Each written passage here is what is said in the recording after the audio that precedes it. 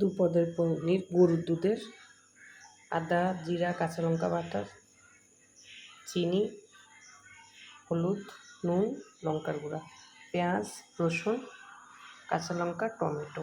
তেল গরম হচ্ছে, গরম মশলা, তেজপাতা দিলাম।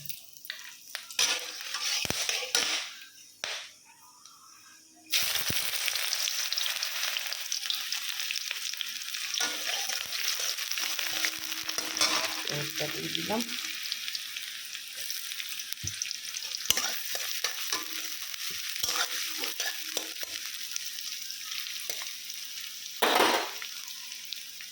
রসুন দিয়ে দিলাম। পেঁয়াজ রসুনটা হয়ে যাক। গরুর দুধের পনির দুভাগে, বোনরা আমার দুধ দেয়, খাঁটি গরুর দুধ। আমি পনির তো প্রায় লাগে, পনির কেটে রাখছি ভিনেগার দিয়ে। পেঁয়াজটা ভাজা হয়ে যায় হালকা হালকা।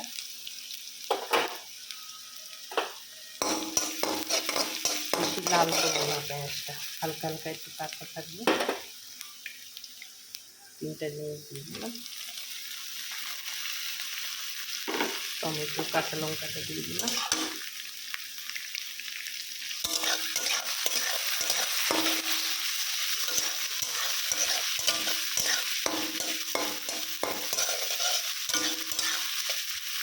হালকা ভাজা হোক।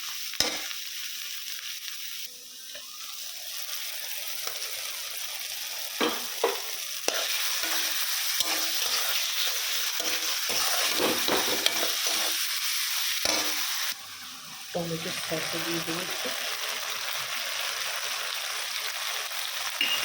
টমেটো সস না দিলে হয়, আর দিয়েছি।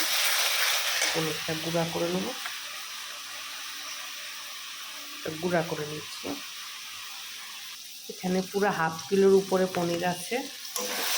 আমি পনিরটা কী করছি বলতে, আগে একবার ঘরে করে ট্রাই খেয়েছি। তারপর তখন আমার ভালো লাগছে যে এটা ভিডিও করা যাবে, তাই ভিডিও করছি। আমি ঘরে করে আপনারা এরকম করে খাবেন, ভালো লাগে। পনিরটা দিয়ে দেবো, মশলাটা ভাজা হয়ে গেছে।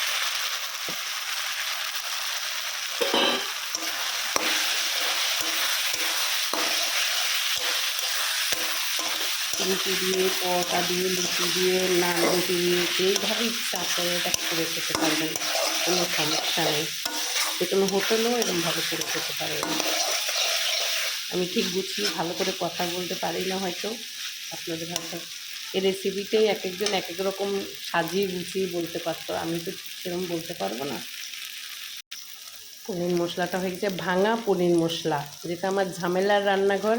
ভাঙা পনির মশলা। আর এই রেসিপিটা হয়তো অনেকে সুন্দর করে সাজাতে পারতে, করতে পারতো। আমি ঘরে যেরকম নর্মাল কথা বলি সেইভাবেই বলছি।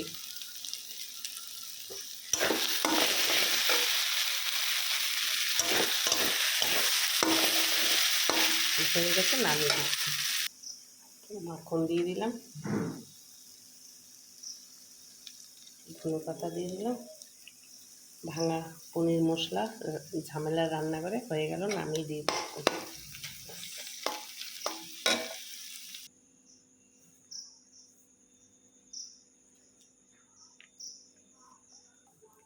রুটি, ভাঙা পনির মশলাটা হয়ে গেল, খেতে দেবো এখন।